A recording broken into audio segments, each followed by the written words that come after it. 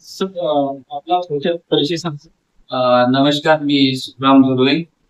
ताप्ती पुत्र जैविक शेती मिशन शेतकरी उत्पादक कंपनी ही केंद्र शासनाचा राष्ट्रीय कृषी विकास ग्रामीण बँक नाबार्ड अर्थसहाय्यित आणि डॉक्टर पंजाबराव देशमुख जैविक शेती मिशन अकोला CBBO यांच्या अंतर्गत सन 2021 मध्ये स्थापित झालेली आहे.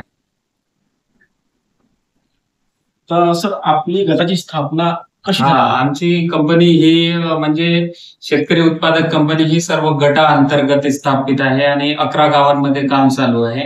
त्या गटांमध्ये प्रत्येक हा शेतकरी NPOP जे थर्ड पार्टी सर्टिफिकेशन असतो NPOP मध्ये, त्याच्यासाठी आमच्या कंपनीने मागील 3 वर्षाच्या NPOP सर्टिफाईड केलेले आहे. 321 शेतकऱ्यांपैकी 221 शेतकरी हे NPOP सर्टिफिकेशन झालेले आहे जैविक मिशन अंतर्गत.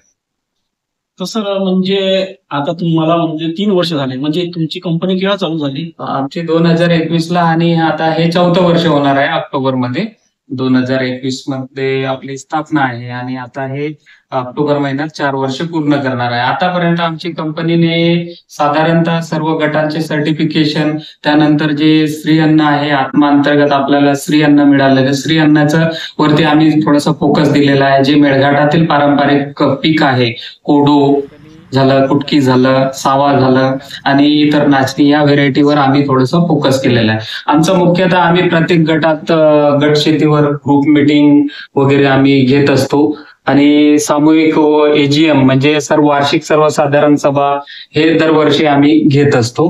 आणि त्याच्याच अंतर्गत जे स्त्री अन्न आधारित शेती आहे त्याच्यावरती आम्हाला जे कृषी विभाग आत्मा अंतर्गत हे युनिट मिळालेलं होतं आणि त्यासाठी हे जी कंपनी आहे त्याला चालवण्यासाठी नाबार्ड आम्हाला दरवर्षी मॅनेजमेंट कॉस्ट देतो आणि त्याच्या 3 वर्षासाठी त्यांनी मॅनेजमेंट कॉस्ट आम्हाला 18 लाख रुपये हे केंद्र शासनाचा याच्या अंतर्गत, त्याच्यात आम्हाला कम्प्युटर आहेत, ऑफिस रेंट आहेत आणि जे काही अकाउंटंट आणि CO यांचं पेमेंट, एक्झिक्युटिव्हचं पेमेंट असतो. अशा प्रकारे आम्ही काम केलेलं आणि मागील 3 वर्षात आम्ही विविध राज्यापर्यंत आम्ही पोहोचलेलो आहेत आणि आम्हाला विविध सन्मान पण, प्रेरणायुक्त विविध संस्था झालेत, शेतकरी उत्पादक कंपनी आहेत किंवा कृषी विभाग यांच्या मार्फत आम्हाला अवॉर्डेड पण केलेलं आहे.